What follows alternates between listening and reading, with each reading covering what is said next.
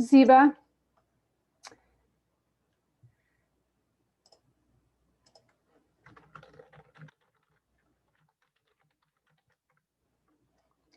Hey, Ziba, you're on mute. Oh, should I admit all?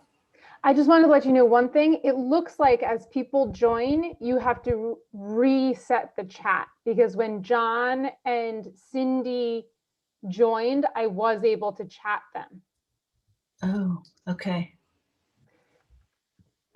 Welcome, everyone.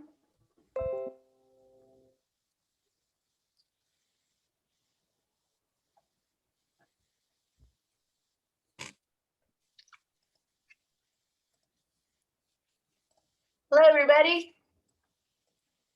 Hey. Welcome, Hi. everyone. Thanks for joining.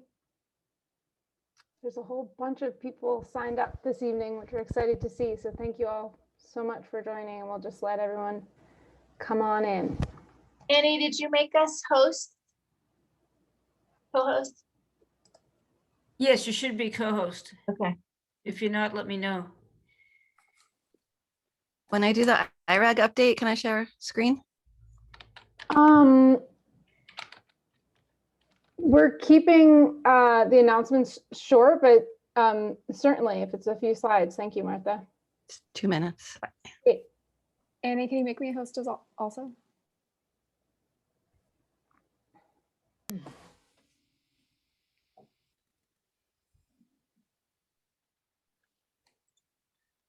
Welcome, everyone.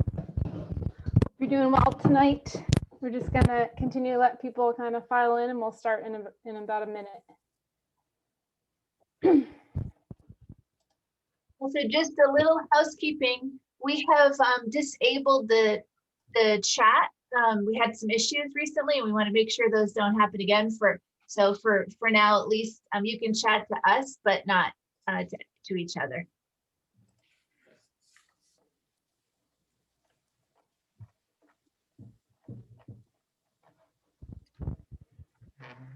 Okay, great. Well, thank you again, everyone, for joining this evening. My name is Ella, and I'm on the JPP steering committee. Pretty new, been on the steering committee for about a year.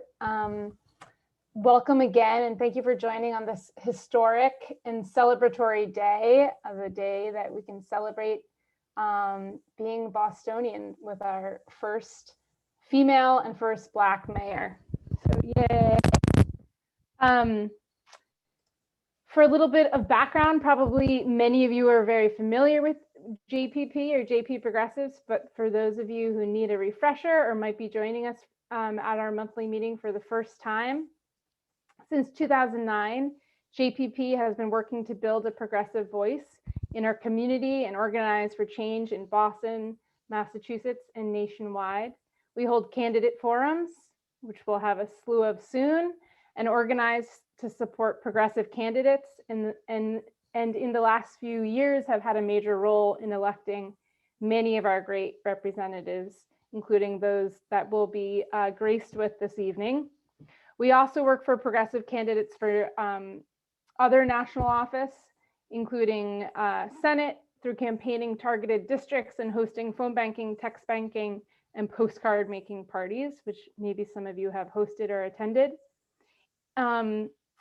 In addition, similar to Congresswoman Pressley, policy is our love language, and I think that's represented by some sweatshirts this evening. Thanks, Annie. Thus, we hold educational forums, kind of like this evening, and other issue-based forums, and advocate for progressive change in our state on issues such as criminal justice reform, equitable education funding, safe communities for immigrants, progressive revenue, and transparency in government. We like to say, this is really Annie's line, but I'm going to use it, Annie, that we are the clipboard holders, the door knockers, and question askers for progressive values in our community. So as you likely know, perhaps while you're here this evening, we're honored tonight with distinguished guests, Congresswoman Ayanna Pressley and State Senator Sonia Chang-Diaz, who will be joining later. So before they join, we'll squeeze in a few announcements. And again, for those of you who just joined, We usually like to go around and know who's in the room, and we have robust conversation in the chat, but we've disabled the chat due to, out of respect for our guests and due to the kind of unfortunate potential for Zoom bombing. So sorry about that. Usually we would open the chat, but not this evening. So the first announcement real quickly is that thank you all for voting internally, for those of you who did, in our JPP steering committee elections. The full slate has been elected. So maybe those of us who are re-elected can wave our hands. And we welcome our new steering committee members, including Christine. You want to wave your hand? Awesome. And Rebecca. I saw them maybe on screen too. It's a little hard. Great, there you go. As well as the exciting news that we have new co-chairs. So we wanted to thank Ziba, who gives a heroic amount of time and thought and care and brains to JPP.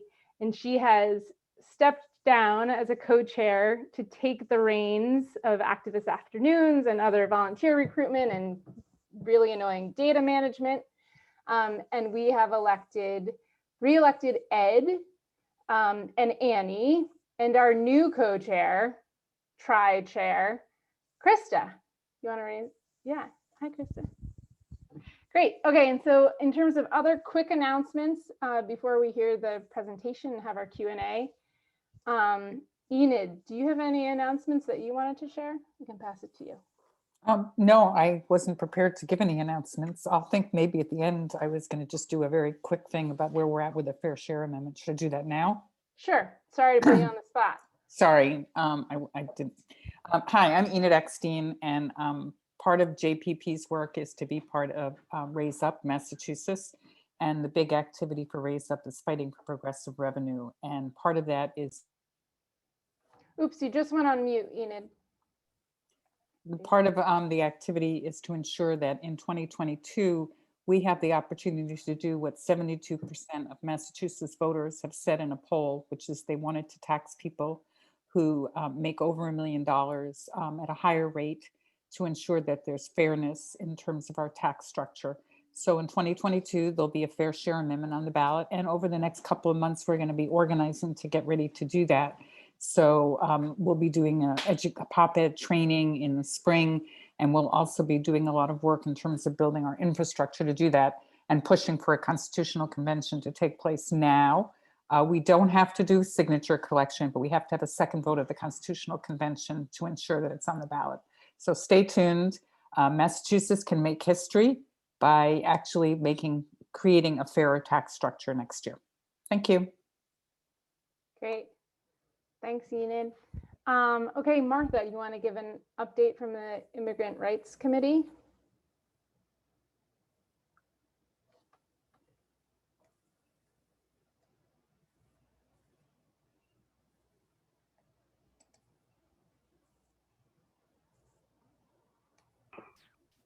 There you go. You seem to be unmuted. Okay. Do I have the power to share? I think that Annie, you'll have to give her co-host capabilities.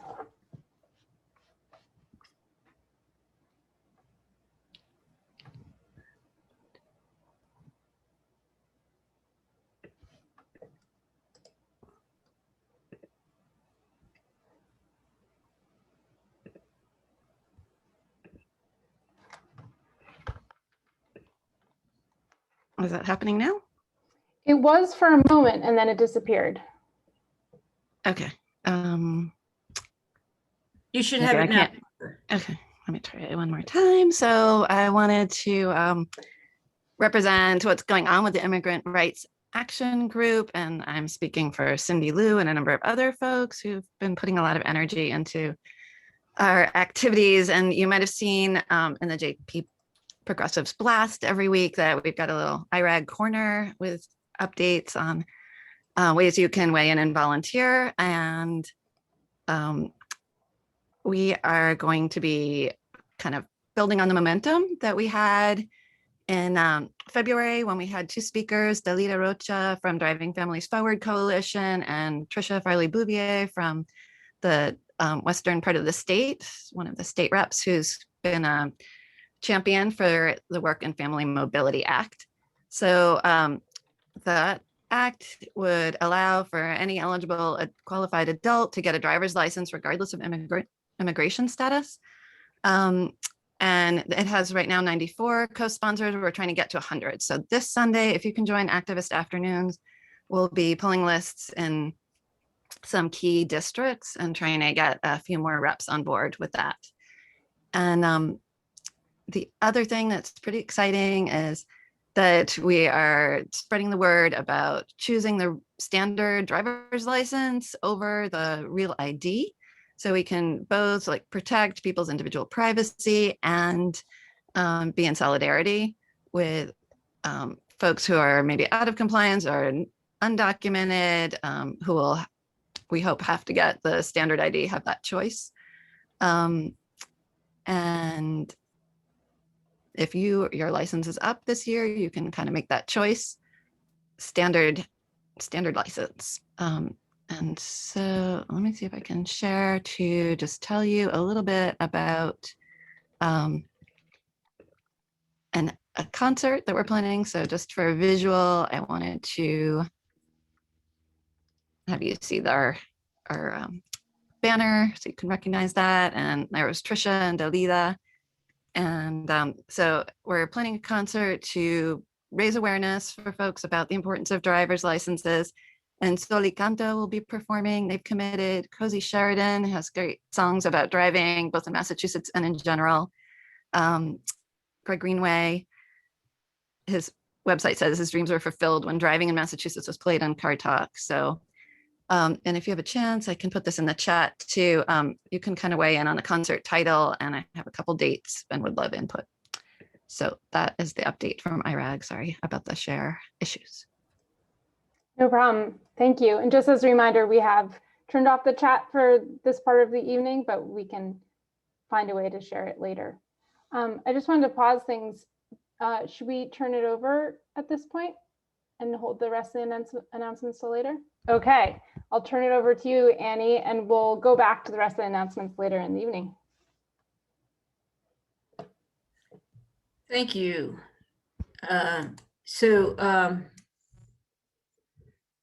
Tonight, on this historic day when Kim Janey was sworn in as the first woman and Black mayor of our beloved city, it feels so right and just to have with us tonight our first speaker. What happened today would not have been able to happen without Kim standing on the shoulders of this woman who has risen to the top despite all the racism and misogyny that she encounters, sadly, almost every day. In 2009, she was the first woman of color to be elected to Boston City Council in its 105-year history. On November 6, 2018, she was elected to represent Massachusetts' 7th Congressional District in the U.S. House of Representatives, making her the first woman of color to be elected to Congress from the Commonwealth of Massachusetts.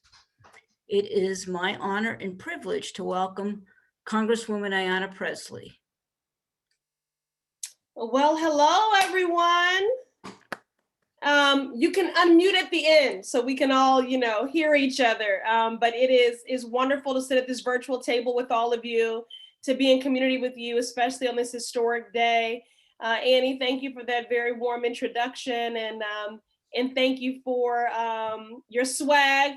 We like that. Policy is my love language merchandise, and much like my mantra of those closest to the pain should be closest to the power, driving and informing the policy making. These are not slogans. These are both mantras that we practice every single day in our policy making and in our organization. But I do just want to take a minute, and that was far too gracious, Annie, for you to infer that anyone is standing on my shoulders, because I grew up in a movement building and organizing household with a mother who, amongst many roles she played in a community, was a tenants' rights organizer. I know that the power of the people has always been greater than the people in power. And although we have seen a complete sea change in the political landscape with increased leadership parity that was long overdue. You know, I'm originally from Chicago. Boston is an adopted home for me. And so I did grow up with a Black mayor. In fact, that was the first campaign I ever worked on at the age of 10 years old to elect Harold Washington. I did grow up with a woman mayor in Jane Byrne. And so the fact that we are one of, if not the last Northeast city in the country to elect a mayor of color and a woman mayor, it's a long time coming, but it is a testament again to the power of the people and the movement and the work of JP Progressives. You have been so critical in ushering in this electoral paradigm shift because you have expanded the electorate, and because you convene forums like this, and because you are involved in so many other prompts for organizing, and you don't just leave that to an election cycle. Once that electorate has been expanded, you keep them engaged. And so today is a victory for all Bostonians. It is certainly a victory for Black folk and other marginalized communities. It is a victory for women. And I'm going to say it's a victory for progressives, because I know that Mayor Janey is going to be bold in advancing progressive policies that seek to root out deeply embedded and systemic inequities, disparities, and racial injustices. As I said earlier today, having had the honor to be a part of her installation ceremony, she's been a truth teller her whole life. She's spoken truth to power, and now she is the power. She has the executive power. And I know she's going to continue to confront those hard truths and to do the hard work. But she will not do that work alone. And I certainly intend to be a partner with her in ensuring that we have a just, equitable, and robust economic recovery from this pandemic. And while we are still in the throes of this pandemic with new variants emerging every day, that we are guarding against the practices of vaccine redlining and ensuring that the vaccine is accessible to all, because I want everyone, after having consulted their healthcare provider, and if they make that personal choice, to be able to easily access the vaccine, to have that peace of mind. But we certainly need to prioritize those hardest hit communities. And that has been where I have been dedicating the lion's share of my sweat equity in the last year.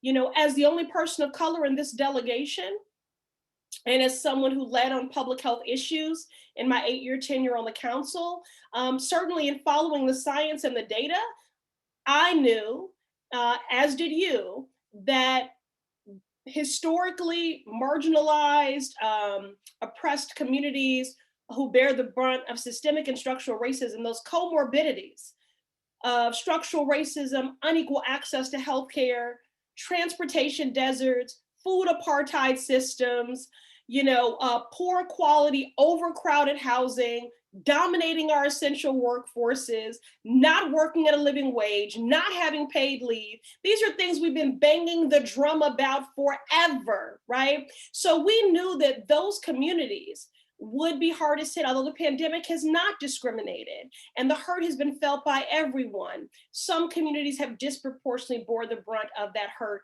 and those communities have by and large been low income, communities of color, and immigrant. And so early on, I was banging the drum and the need for equitable data collection.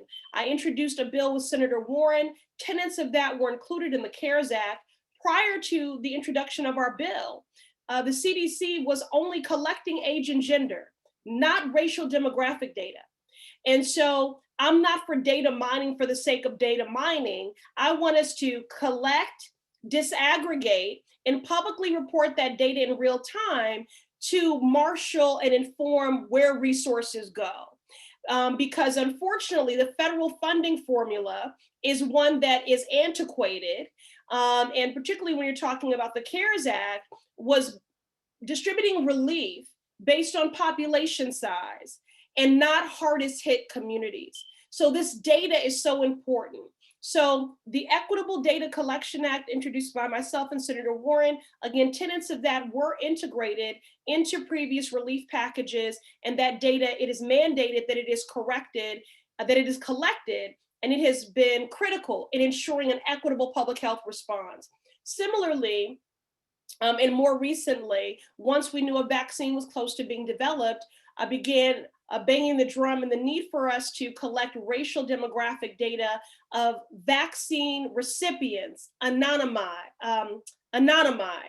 And that is, again, so that we can guard against the practice of vaccine redlining. And that's something that I've been in ongoing communication with Governor Baker about. He agrees that this would be, very helpful in ensuring not only a more equitable response, but that relief and resources and vaccine access are going to those hardest hit communities, and that we're meeting people where they are, that we're partnering with our community health centers. I don't know if you all know this, but the Massachusetts 7 has the highest density of CHCs in the country. I have 15 community health centers in the Massachusetts 7. 1/3 of my constituents receive their care from a CHC.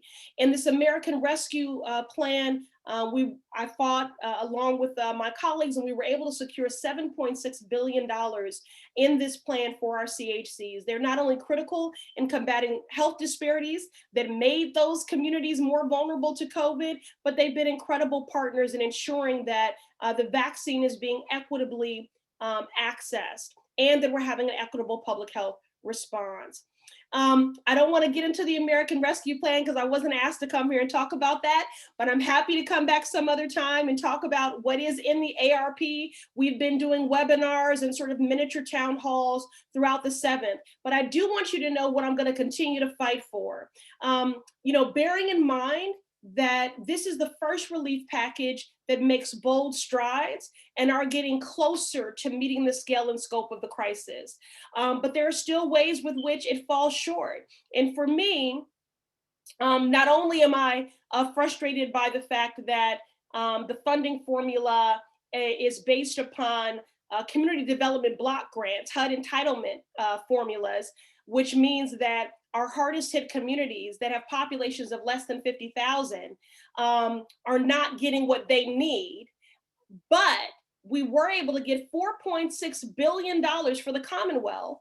And I worked with OMB and Treasury to ensure that those funds could be innovative and flexible, that the governor has discretionary spending. The whole reason we fought for this state and municipal aid, which in the Trump administration, they fought to obstruct at every turn state and municipal aid. And our mayors have felt like they've been going it alone for a long time in the Massachusetts 7. So $4.6 billion is coming to the Commonwealth. Governor Baker will have discretion in the use of those funds, and I'll continue to lobby him to use those funds as intended to support those hardest hit communities. The other way in which I think our relief efforts need to be improved is we need a $15 minimum wage. And in fact, I was at the White House yesterday for a meeting with a handful of my progressive colleagues from the Congressional Progressive Caucus.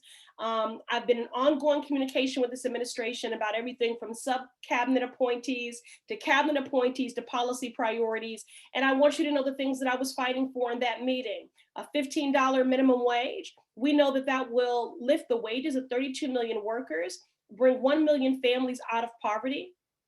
Also, our tax code is quite antiquated. And although the American Rescue Plan did include robust child tax credits, which are going to be game changing in cutting child poverty in half, there is a single parent penalty. And I care about that because I was raised in a single parent household, and the Massachusetts 7th is a district that is nearly 40% single parented. In fact, 80% of our families are single female, and 60% of them are Black women. And so the fact that they cannot access this tax credit in the same way, that has got to be changed. So I spoke about that. I also spoke about the need to repeal Hyde. If we're really serious about a reckoning on racial justice, we cannot have Hyde included in one more base bill. This is a matter of racial justice and healthcare justice and reproductive justice, and of course, student debt. When people see me walking into a room, they walk the other way. And it's because they know that I'm going to start talking about student debt. I don't care, because that just means I'm on message. But President Biden does have the authority to cancel student debt. Congress gave him that through the Higher Education Act. And this is an economic justice issue. I think it's a recovery issue from the pandemic. We need to cancel and eliminate as many bills as possible. In Massachusetts alone, we have 855,000 federal borrowers. Each is saddled with a minimum of $30,000 worth of debt. Many people are paying student loans that are the equivalent of a mortgage each month. In Massachusetts, we have educators who have lost their licensure to teach because they defaulted on loans that they earned to be educators. That is unconscionable. And for Black student borrowers, 85% rather feel they have no choice but to take out loans. I was one of them. And Black students are 5 times more likely to default on those loans. I was also one of them. And so in order to close the racial wealth gap, in order to have a just, robust, and equitable recovery from this pandemic, I continue, along with Senator Warren, Majority Leader Schumer, Representative Omar, and other progressives, and I've introduced a bill accordingly, to fight for the canceling of student debt by executive action with the stroke of a pen. Listen, I'm not lazy. I love to write legislation, and I like to build consensus, but why should the American people wait when we can mitigate that hurt with the stroke of a pen by executive action? Similarly, halting federal executions. I do not believe that state-sanctioned murder is justice. Donald Trump brought back the federal death penalty in 11 days. The last 11 days of his term was quite literally on a killing spree. And more people were executed in 11 days than have been executed in the last 6 decades.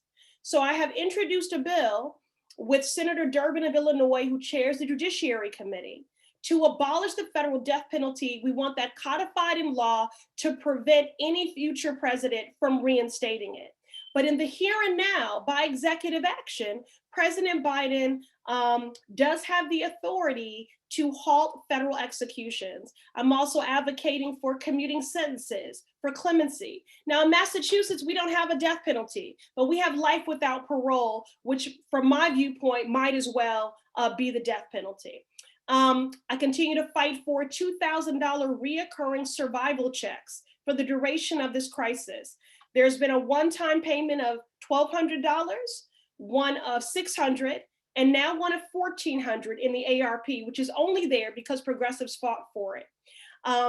And of course, unemployment has been expanded through to September 6th, and we've added an additional $300 on top of each of those unemployment insurance payments. However, the relief has not kept pace with the hurt, and the bills have not stopped coming. And so I do believe that at this point, these are not, I forget even what they call them. This is not stimulating, these are not stimulus checks. They're not stimulating the economy. These are survival checks. People need direct relief to purchase life-saving medication, to purchase diapers, to remain safely housed. And so in that vein, although we were able to get massive investments in rental assistance funds, both to protect tenants, to keep them safely housed, and to protect, to give small landlords relief, I believe we should be canceling rent and mortgage. People should not have a big balloon payment that they have to pay. And so I continue to fight for that. And of course, paid leave.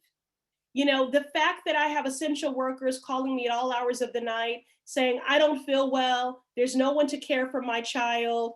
Can you promise me if I don't go to work tomorrow that I'll still have a job? And I can't give them that assurance. And that is just simply unconscionable. People should be able to stay home and be a caregiver to a loved one, to stay home if they're sick, and to know that they will still have a job. In that vein, I touched on 2 things, the death penalty, and I just touched on the care economy. So there's 2 resolutions I've introduced: the People's Justice Guarantee, which is a radical reimagining of our criminal legal system. It calls for the decriminalization of poverty, of low-level offenses, substance use, mental health, homelessness, abolishing the federal death penalty and many other things, which I hope you'll look up, to center the humanity and dignity of people, and get us to decarceration. I think we have a long legacy in this country of treating trauma with more trauma, and that has to stop. And similarly, on the care economy, I introduced the federal job guarantee. And this comes directly out of the civil rights movement. Many economists support it. And it is basically a legally enforceable right for any adult that seeks to be gainfully employed that the government would provide and finance public jobs that meet the needs of community. FDR did this during the Great Depression with things like the WPA, the Civilian Conservation Corps, and it was very successful. And what that would mean is that people are working at a living wage, they have healthcare and other benefits, they're working in safe conditions. And as we know previously, although our only reference point to the impact of this pandemic is the Great Depression and the recession of 2008, that persons with disabilities, Black folks and other marginalized communities are often the last hired and the first fired in a recession. So this is also why I think a federal job guarantee, a legally enforceable right to a job, is so important as we talk about an equitable economic recovery. One more thing on the ARP before I close here. We progressives did fight to expand eligibility for those survival checks. We had really been leaving out our immigrant neighbors. And if you have an I-10 number and you are in a mixed immigration status family, you are now eligible for a stimulus check. It still doesn't go far enough. We know there are still many people who have experienced great hurt and who are not getting relief, but this will be a stride in the right direction. And also we've expanded eligibility to include adult dependents, which is a huge disability justice issue. And that was a community really that had been overlooked throughout our recovery efforts. Okay, so I wasn't lying, y'all. Policy is my love language. I could enumerate, all of the things I'm doing in the space of racial justice, economic justice, housing justice, but I'll stop there because I do want to get to your questions if we have any time. But I thank you all for actively listening. Please know this is not a one-off. Feel free to put questions in the chat, and I know you're recording this, so we'll save that chat, and myself or my team can get back to you individually if we don't get to your question tonight. Thank you, Ayanna. You certainly continue to amaze me with all that you do. Before I ask a few questions, we just wanted to let you know that on January 6th, we were with you. I was ready to get in my car and drive to DC. Annie, well, let me tell you something. Conan just walked in and he hears your voice and he loves hearing that. But God had me and my husband had me. And Sarah Grove, my chief of staff, is certainly no shrinking violet. So, I was in good company. But I thank you all for your solidarity, and we have a lot of work to do to ensure that not only a breach like this never occurs at the Capitol again, but that we root out the scourge that is white supremacy. It is evil. It is a threat to every American life in our democracy, as evidenced by the rise in not only anti-Black hate, but anti-Asian hate and anti-Semitism. And it's unfortunate that it took the great trauma, injury, and loss of life that January 6th caused for many to appreciate for the first time the threat that white supremacy is. And I hope that people will now, Annie and JPP, be committed to not only rooting out white supremacy, but getting rid of the cousin of white supremacy, and that is systemic and structural racism. Because allyship and solidarity in the form of hashtags and likes and retweets ain't cutting it. The only receipts that matter right now are policies and budgets, period. Amen. So we do have a couple of questions we'd like to ask you. These were questions that came to us. And the first one is sadly very timely. What are the chances of meaningful gun control legislation being passed in the House and in the Senate?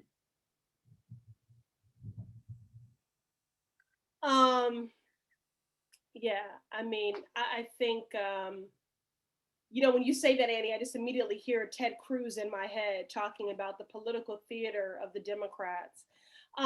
You know, the urgency of gun control is just yet another reason, so far as I'm concerned, it makes the case for why we need to abolish the filibuster in the Senate.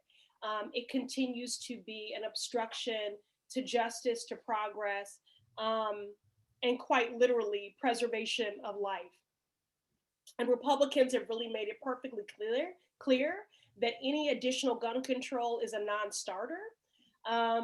So Democrats have to, you know, clear the way to common sense gun control solutions like universal background checks, bans on assault weapons, high capacity magazines. I mean, I can't believe we're still fighting this fight. Excuse me. I don't know about y'all, but my allergies have been like crazy. Hold on, let me get a sip of water here. Everybody who knows that I do not drink water, please take note that I'm hydrating in this moment. 1 second. That's why we gave you that big JPP cup so you could drink water. I use that for my caffeine, but I'm doing better. I'm doing better. Somebody told me that you need water to live, you know, so I'm trying to pick up on that. But in all seriousness, you know, this effort is going to take, you know, continued organizing and advocacy around the importance of gun control, but making sure that Democratic senators really do understand the urgency of abolishing the filibuster. That's what's standing in our way. That has been standing in our way of restoring the Voting Rights Act, of passing an anti-lynching bill, of an infrastructure bill, of a bill to reduce the cost of prescription drugs, of the $15 minimum wage, and I could go on and on. So we need to abolish the filibuster, but in the meanwhile, as exhausting as it is, we just have to continue to organize and mobilize and to apply that pressure and make sure that those are our colleagues in the Senate understand the urgency to abolish the filibuster. Thank you. So the next question, I'm going to paraphrase a little. What can Congress do to help the current administration rethink major aspects of the failing and racist policies against Central and South America? You know, I'm still haunted. I can't let myself sit there too long because I will break. But I'm still haunted by my experiences at the border in 2019. It was deplorable and inhumane. I don't speak Spanish, but the women who collapsed in my arms, who were grandmothers and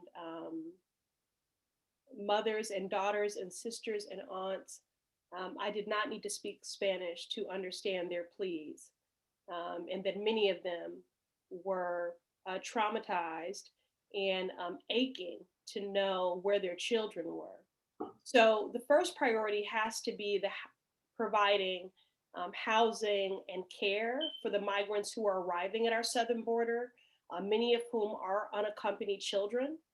And, you know, I think President Biden and this new administration, they have to continue to dig out from the legacy and the hurt and harm of Donald Trump's racist immigration policy, but they must devote, and Congress has got to provide the necessary resources to ensure that migrants have access to clean, safe, culturally competent housing, healthcare, and support services that really reflect our shared humanity. And, you know, if I keep talking about, you know, centering the humanity of people, that's true across all issues, but you find that I use a lot of the same verbiage when I talk about what we need to do in our criminal legal system, when I talk about our immigration system. They are both unjust and they're inextricably tied. And in fact, we continue to see a growing deportation to incarceration, you know, pipeline. We continue to see with these detention facilities, people being criminalized simply for how they were born and where they were born, or for seeking asylum, or for human migration, which is, as my sister Representative Ocasio-Cortez refers to it as, like an innate human phenomenon, you know, because of what's happening in Central and South America.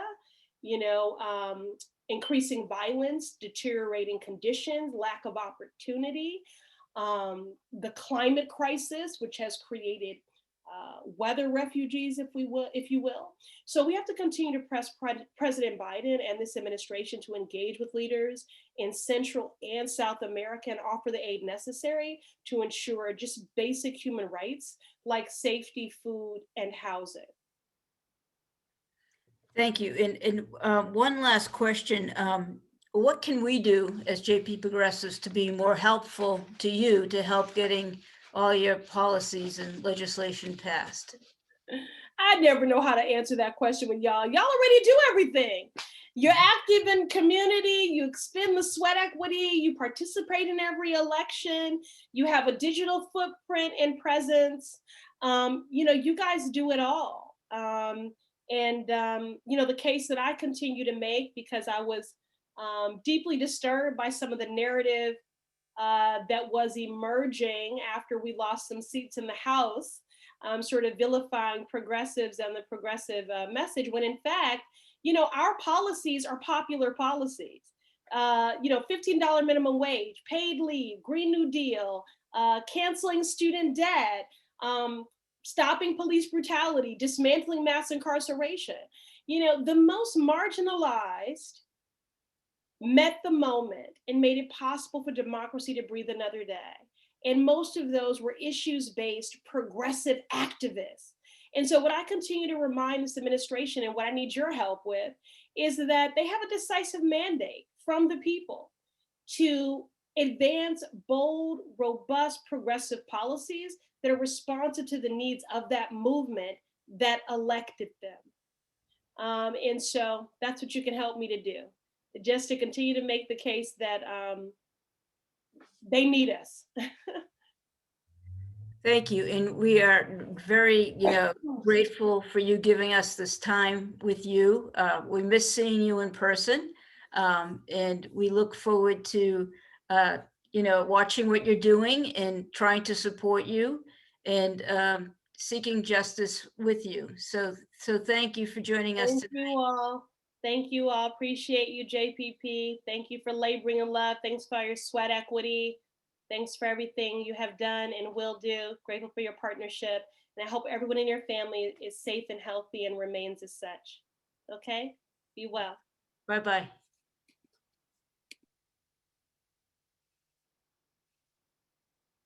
Okay. I don't know if the senator has joined us yet. So why don't we go back to our announcements? Sounds good. Martha, you had completed your announcements about the Immigration Rights Committee, right? Yes, I'm all set. Thank Great, you. thanks. Okay. Enid, looks like you're waving your hand. We've got some others too.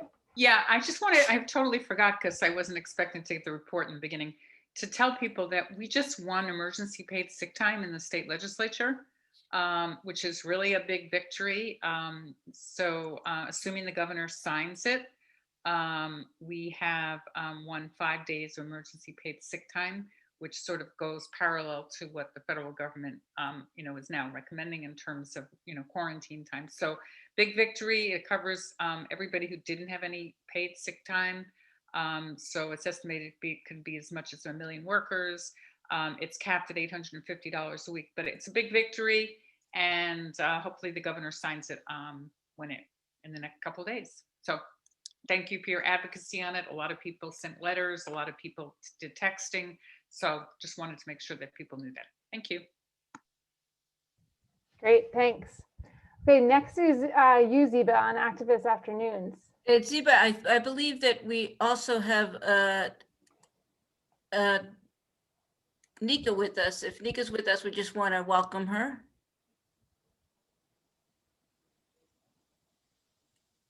I don't see her. Representative could not make it tonight, unfortunately, but she did ask me to pass along her greetings to everybody here. So thank you and hello. And Frank, who are you? Oh, I'm sorry. I'm Representative El Ugardo's legislative aide. Great. And you're new to the team, so welcome. Yes, welcome, Frank. Thank you all. It's a pleasure to be here. Thanks, Frank. Yeah, so over to you, Ziva. I'll keep an eye on the waiting room. Okay, great.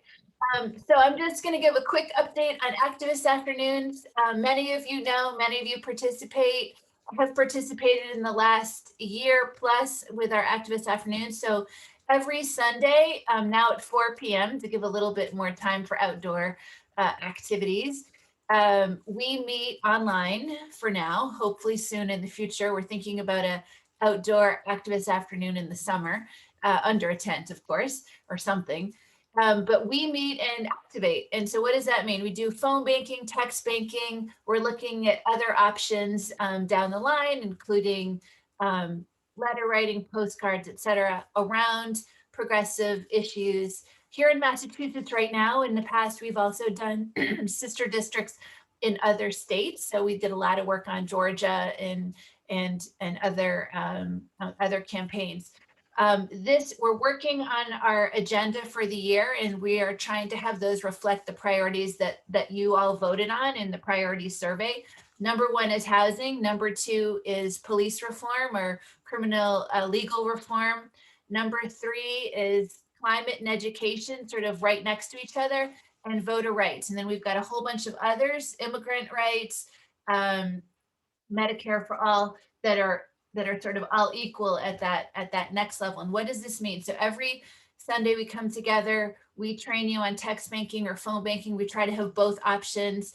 And for an hour and a half, hour and 15 minutes, an hour, whatever you can give, we give you a chance to jump in and make a difference. And who we're calling are usually voters from other districts in Massachusetts where their legislators could use a nudge. Usually we're pretty well represented, especially by Nika and obviously Sonia.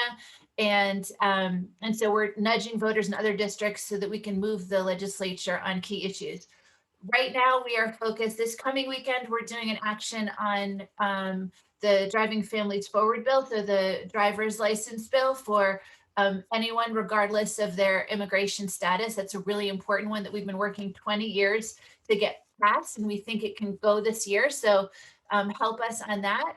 We've been working on vaccine equity, and we're going to keep rotating based on the priority issue as defined by our partners. So we're working with ACLU, Mothers Out Front. Ella can talk a little bit about that on climate and a bunch of other allies. So we really look to our allies to help us figure out where to point, and then we mobilize you guys. So if you want to get involved, join us at 4 p.m. on Sundays. Also have a great group of volunteers helping on getting us organized on data. So I just want to do a shout out to Derek Campbell, Michael Fishbane, and Ava Chela for helping us finally get our act together so that we can be better and more responsive to all of you guys in our volunteer community. So you guys are what make us all run and do the work that Congresswoman Ayanna Pressley just mentioned. So thank you.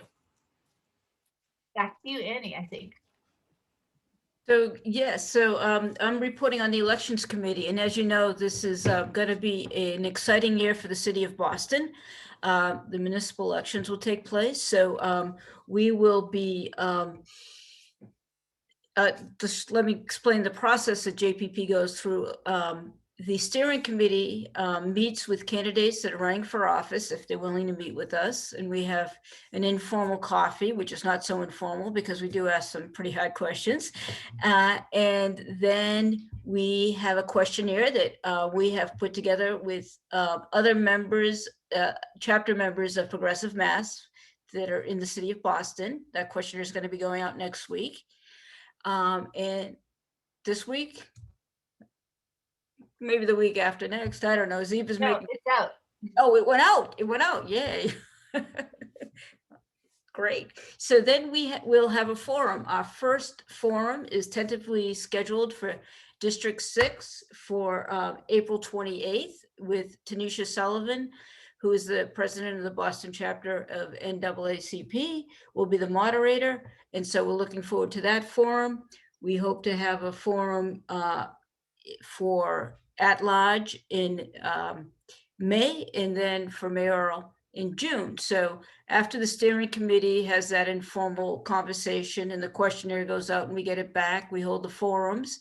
And then the steering committee members meet and discuss and come up with a recommendation. And we send our recommendation to the voting members of JP Progressives. So to be a voting member, you have to participate, and you can find out how to do that by getting in contact with us, but it's basically by volunteering. So, do some work. And if there are more than 3 candidates in a race, we will use ranked choice voting to come up with our endorsement. And our endorsement is not a hollow endorsement. We are the people that get out there and do the work. So whatever that work will look like, we will be hopefully helping people collect signatures to get them on the ballot. And then we will be doing phone banking, canvassing, and probably in some kind of funky hybrid mode, but we'll be out there doing the work. So we look forward to doing that. Like I said, it's going to be an exciting year. We have an exciting District 6 race. It's the first time we've had a race in our own district in 10 years. So more to come on that. And I believe our other Shiro has joined us, so I'm going to stop talking.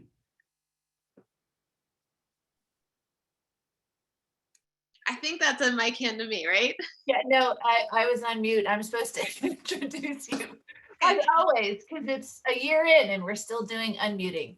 So it's my pleasure to welcome Senator Sonia Chang-Diaz. Thank you for joining us. We've protected you from chat this time.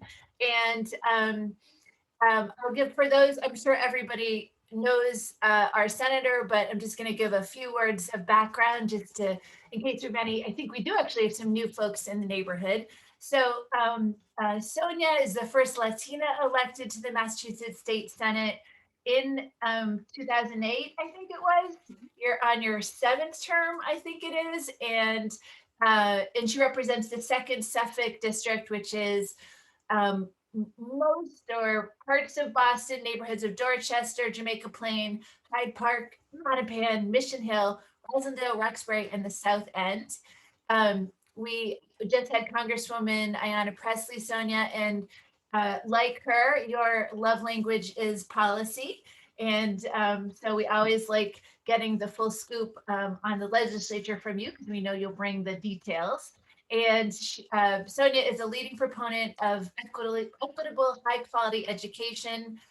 You have been a champion of reforming the criminal legal system and so many other issues, which you're going to hear about tonight. Last year, I think, I guess it was, oh God, the COVID year, before the COVID year, 2019, one of the biggest accomplishments was passing the Student Opportunity Act, which is going to bring much needed funding and updating of the budget and resources to pre-K through 12 schools in Massachusetts. So Senator Chang-Diaz, thank you so much for joining us tonight.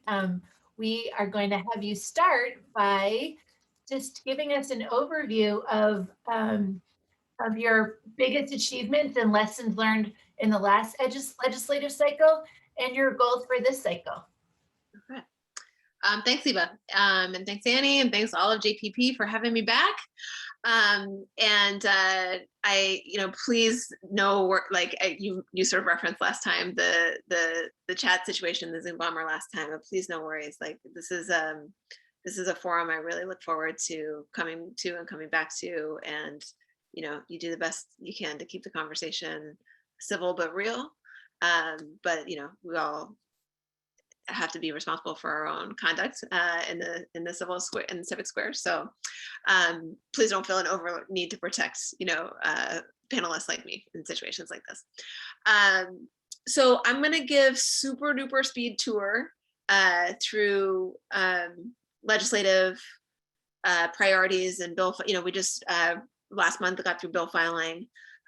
So I feel like that's sort of, the fresh intro to this session. You asked for a little bit about lessons learned and greatest accomplishments from last session. So I'll start there in the interest of chronological order. But then when I get into this term, I'm going to go super fast. So I'll just give you the really quick overview because I want to leave as much time as possible to talk about the things you're most interested in and just, dive deep where you want to go deeper.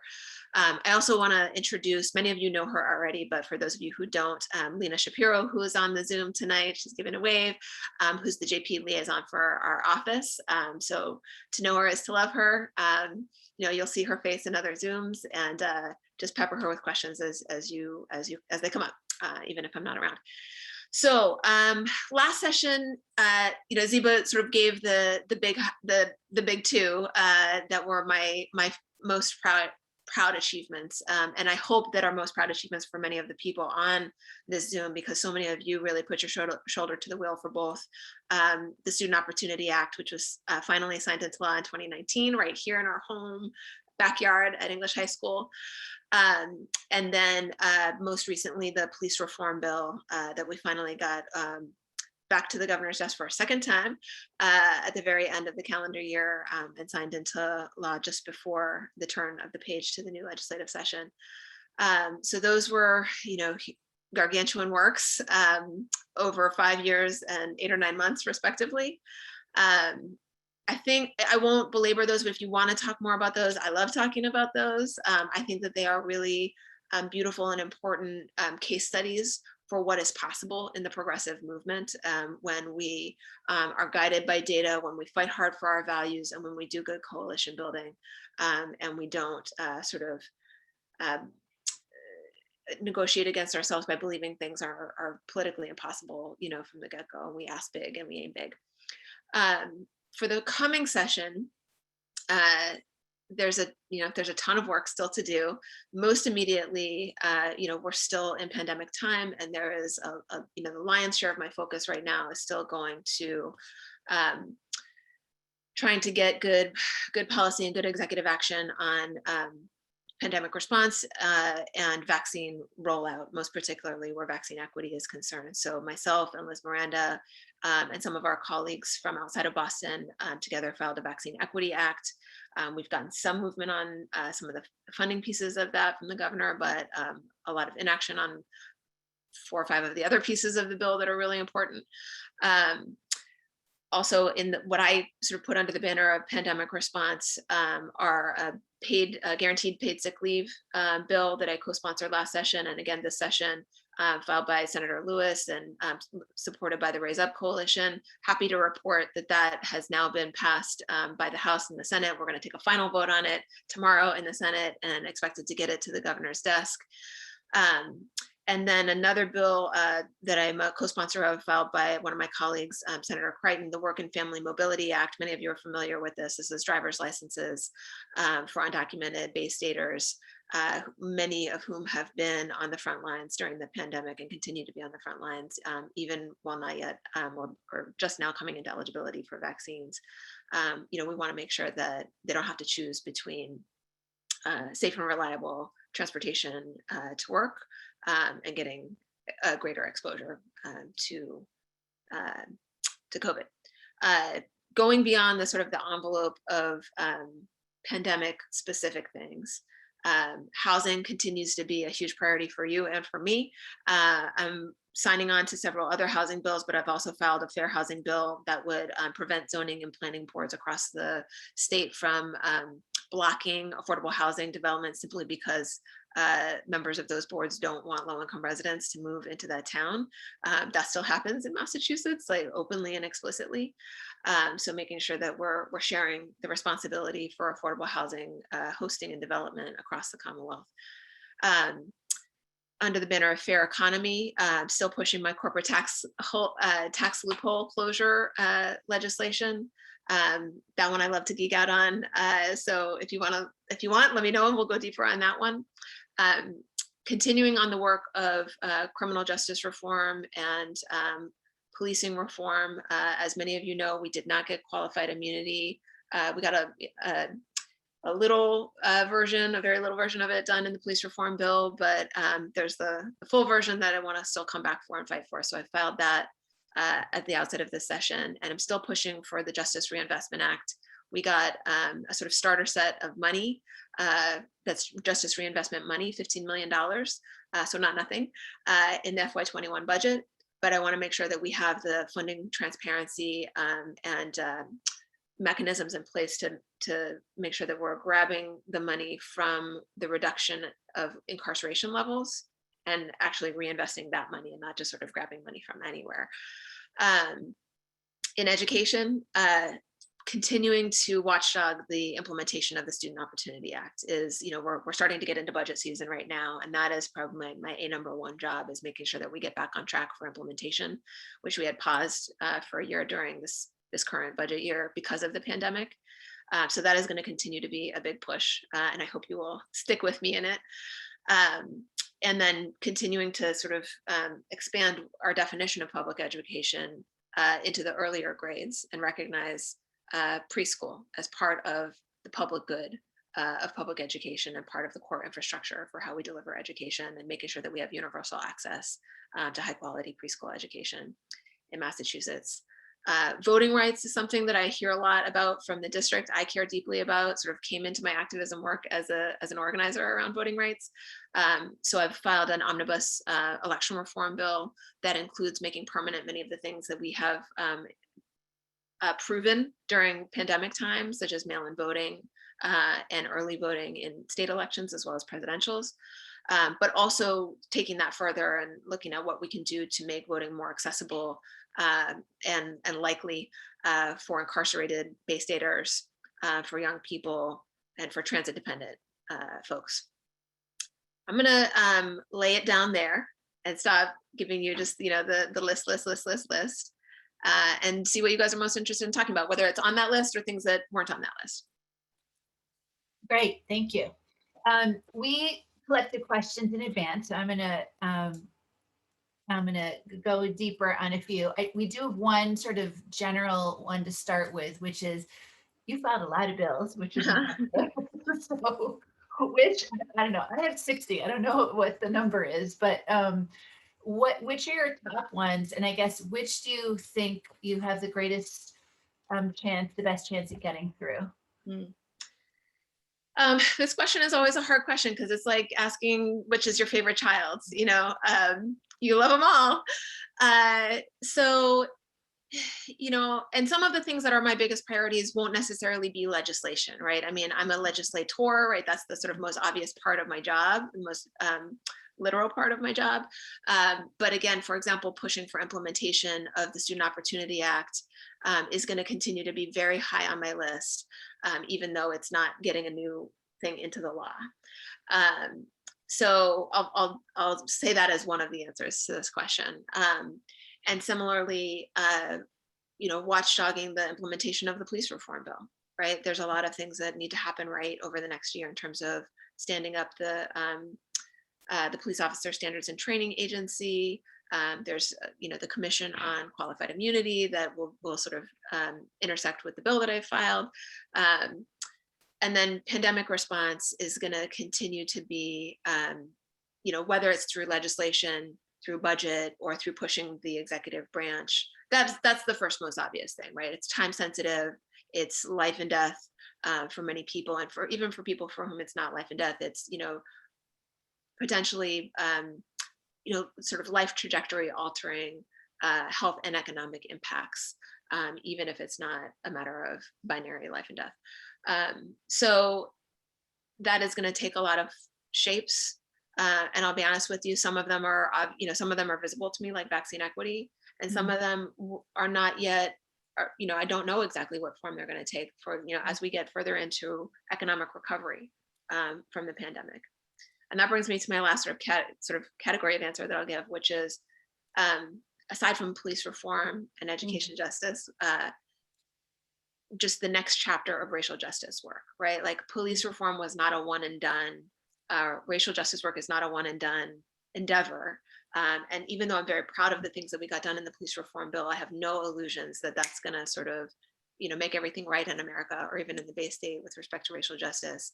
So continuing to sort of drive the agenda in the State House organize colleagues, organize allies outside of the building to push for the next round and the next round on racial justice legislation and budgeting.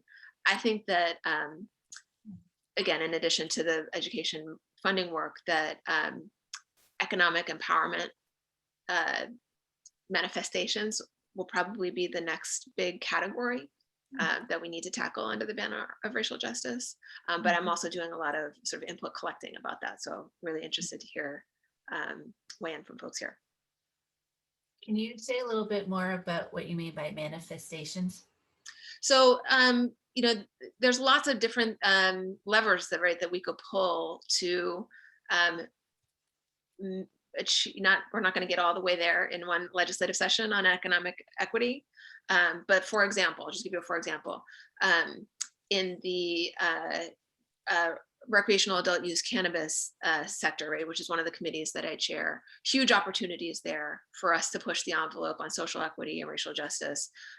So pushing for a social equity loan fund is something that I started doing last session, and I'm going to continue. I'm going to come back to that and keep fighting for that in the coming session. You know, that's just one manifestation of economic justice and equity with a racial lens that we can be pushing for. I think if we're getting housing policy right, that also has a big impact on racial justice. If we're getting budgeting right in the early education and care sector, that's another big lever that we have, or another manifestation, right? This is a workforce that is heavily Black and Brown. It is a sector that has heavy impacts on Black and Brown, you know, parents who are caught in this bind between the cost of childcare and being able to join the paid workforce, because of course they're already in the workforce as soon as they're parents. They're just not necessarily paid. So those are examples. Great, that's great, thank you. So let's say a little bit on the revenue side. I know that's Enid loves talking about that, and obviously that's relevant to your the implementation of the Opportunity Act. What are you concerns about revenue shortfalls that could impact the budget, and I think specific priorities that you've put forward? What are you seeing out there? Yeah. So honestly, it's I'm always worried about revenue shortfalls. But I think if I weren't worried about that, I probably wouldn't be doing my job right. But it's a murky picture right now. And you know, Lena and I and the whole team in the State House are working hard to pin down answers about exactly what is going to flow where from the American Rescue Plan. You know, there's a huge fire hose of money that's getting hooked up to the state, and that's great news, fantastic news. And, you know, we should celebrate that win, right? I think as progressives, we often are just sort of like on to the next fight, which was broken.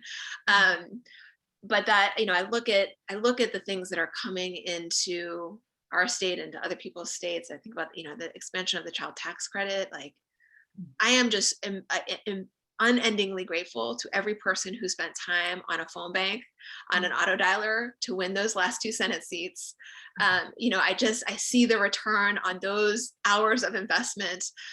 You know, everybody who sent $25 or $500, whatever it is, to any of those seats that we had to flip in order to win back Congress, we're seeing the return on investment now, and it's big. Those elections have major consequences. So anyways, getting clear answers about how those dollars are going to flow, you know, whether it's to the early education sector, to K through 12, to how much is going to be flexible, you know, unrestricted funds to municipal governments, to state governments, and how, you know, what are our options for how to allocate those funds, so that you can then back out of that picture, you know, what's covered by that and what's not covered by that, and what are we then, you know, are we going to be short? You know, in terms of projected state revenue, there's a lot of, you know, it's like lies and statistics, right? Like there's a lot of numbers getting thrown around about what a rosy picture it is, because state revenue collections are outperforming projections for this year. And that's true. But at the same time, what is also true is that we're going to be somewhere probably between $1 billion and $2 billion lower in state revenues for FY22 than we were to, you know, pre-pandemic, right? So that means just like, even though we're doing better than we thought we were going to do in pandemic, it's not as good as we used, we were doing before the pandemic. And that means that, our capacity to fund things is shrunken. So one of the things that that I have put forward, and I'm going to continue to push for, whether it's during the pandemic or post-pandemic, is closing those corporate tax loopholes. One of them is often referred to by the acronym GILTY. It's like the all-time best acronym that somebody ever invented.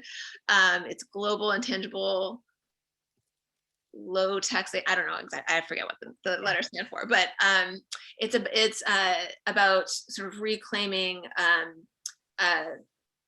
sort of recognition of profits that large companies are sheltering in offshore tax havens, so that they can be included in the calculation of what large corporations owe taxes on. This is something that actually the federal government exceeds us on in Massachusetts. We need, if we're simply looking to mirror the federal tax code on this issue, and we have chosen in Massachusetts to not do that, and it's costing us millions of dollars, and that's millions of dollars that could be put toward meeting or accelerating the implementation of the Student Opportunity Act, or any number of other things, right, that we might want to invest that money in. So last week when we passed the guaranteed paid sick leave bill, included in that package were also some tax changes, temporary tax changes during, just for this year, on the treatment of PPP grants that companies have gotten from the federal government. Now, for many small and pop shops, small mom and pop shops, I'm all for that, right? Like we need to be doing everything we can to help them stay afloat. But for large profitable corporations, many of them are making outsized profits during the pandemic. I have some misgivings about, about saying, what, take all of that tax-free, and they're already getting it tax-free because when you pay your employee payroll, that's not taxable, right? It's a business expense, so it's not taxable in the first place. So it's sort of a double dip for those corporations. And we, by choosing to do that, we're giving up around $250 million in revenue this year. So one of the things that I did last week, feels like last year, when we were debating this on the floor, was just to stand up and ask questions, right? Pointed questions about, okay, we're doing this. I understand why we're doing it. It might be okay, right? With the federal money, the federal stimulus money coming in, it might be all right. But I just want to, get some assurances, what is the confidence level that our Ways and Means Committee has that we are going to have enough 2 months from now, when it's budget debate time, to do this, and to do, to list off a few examples, to make sure that we are being transparent with the public about the trade-offs that come with these tax policy choices. Cool. Okay, we have a few more minutes and I have 3 more questions. So I'll try and be shorter, sorry. I'll lump them. So there's 2 about voting. Well, they're, 2 around one is around, actually, no, I'm confusing them. So there are 2, sorry. Is there any possibility of Beacon Hill revisiting the voting record transparency in the near future? I think that's probably around, that may be more on the House side, or the mass pledge, what I'm thinking about there. This is about the committee vote. Yeah, committee votes. So if you have anything to say about that, if I'm interpreting that. If I'm not interpreting that right, you guys can chat me directly and correct me. The other question is, do you think there's any chance of getting the votes at the omnibus, I think that's what it's called, done in time for fall, to impact the fall election? On the last question, yes. Okay. I think there is really burgeoning appetite on Beacon Hill for some form of an omnibus voting package, particularly around vote by mail and early voting. I'm going to push like hell to get the other things included in that too, but yeah, I think there's a good chance. On the committee vote transparency, all I can say is that is an issue that I have long supported in the Senate, and I'm happy to say that in recent years the Senate has supported in Senate rules and has really tried for in the joint rules. We can't control the House rules, and then the joint rules have to get negotiated between the 2, and it's it can become a sort of staring match, and that you have to weigh against getting the rules done and getting business underway. So it's a difficult values call. But I think this is a place where just, continuing to build in the grassroots is what will get it over the hump eventually. Yeah. So that's gonna be one of our parties for Activist Afternoon. So shout out for regular phone calls every week. 2 other questions on, well, one on Safe Communities. So what are the prospects of the Safe Communities Act and Work and Family Mobility Act? There's a lot of passion in the JPP Immigrant Rights Action Group. And I also wanted to tell you that we're giving a concert sometime in May with Leeds, Massachusetts musicians that have stories about driving. So Martha's organizing that, so you have to come. Yeah, so that's a question for you. Well, the sort of odds makers just got more optimistic recently on the Work and Family Mobility Act. Folks might have seen the speaker made a sort of warm comment about the Work and Family Mobility Act in it was some news article. And that was a real sort of like, oh, look at that. So I'm hopeful. I think that we have, that crises often give rise to these windows of opportunities that sort of jog people's thinking into a new place. So I'm hopeful that the way that we as a state have depended on frontline workers throughout this pandemic in a way that has really put them at risk, and we see that show up in the infection rates in immigrant communities, I hope will open people's minds and hearts and eyes to the need for this legislation. So I think it's really important to front load organizing and activism around those 2 bills while we still have people's attention about that. Okay, that's helpful too. We also have a lot of folks, as you probably know, that are passionate about juvenile justice, criminal legal reform, et cetera. So we have a specific question on what can we do to get the raise the age legislation. Maybe you can talk about what that is. So the basic idea here is raising the age of when you're considered to be an adult in the criminal legal system.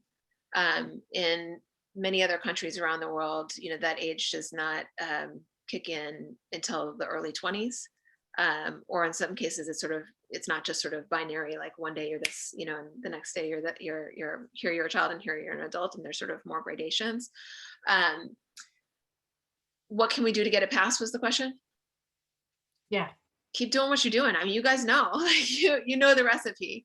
And so rinse, wash, repeat. Keep growing the coalitions, making the phone calls, sending the emails, telling the personal stories. I think that the fundamental narrative here of you just don't throw people away, right? Like, human beings, everyone has frailties, everyone has made a mistake in life, and humanizing young people, in some cases young people or young adults who have made awful choices, many times out of a result of trauma in their own lives, are redeemable, right? Just in the same way that kids that you legislator X know in your life. So there's not like some new special unheard of strategy that I've got in the closet over here. Like, you guys know exactly what to do and you're really good at it. So I would say keep plugging away at the organizing and letting people know this is important, and reaching out to your counterparts in other parts of the state. Like in JP, I think probably everybody supports it. But that's why you have started doing the calls in other districts. So you know what to do. Cool. All right. Last one is, what opportunities or challenges do you see with the new speaker? I know it's on the other side of the legislator, but give any thoughts and signals. I was again really delighted to see him make the positive comments about the Work and Family Mobility Act. That gave me hope. I also appreciate the way that he and the Senate President have worked constructively and relatively quickly together in the first few months of his tenure to get the police reform bill over the finish line, to send the climate change bill back to the governor quickly in the beginning of the new session, to get this unemployment assistance and PPP assistance bill, passed and, negotiating out the differences between the two chambers pretty quickly so that we can get it on the governor's desk quickly. So I think those are positive data points. Cool. All right, well, Senator, thank you so much for your time. We appreciate you as always and hope to see you again soon. And come to our concert, and if you want to give input on the title, you can all participate in the Google form that I just posted in chat. Okay, thank you. Yeah, let me know the specs on date and time if you send it in. I'd love to come. Will do. Thank you again. Thank you, everybody. Bye. Christine, over to you, I think. Oh, are we all set with the announcements? All done? Well, I want to thank again our guest speakers tonight, Representative Pressley and Senator Sonia Chang-Diaz. Today is such a special day in our city, and it's so gratifying to hear from some wonderful women legislators and women legislators of color to learn about the wonderful work that's going on and to encourage us further in the work of community building here in JP with JP Progressives. A quick reminder that we have our next forum coming up.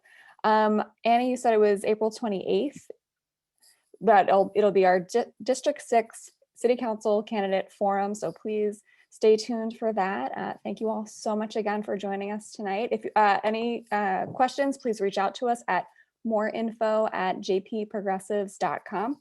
Thanks so much and have a good evening, everyone.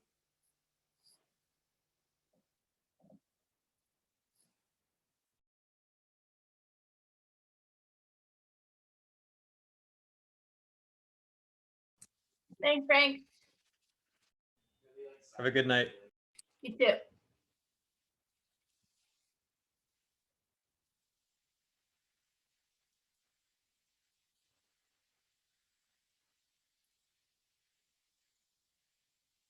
Oh, shoot, I forgot to, anyway. Forgot something.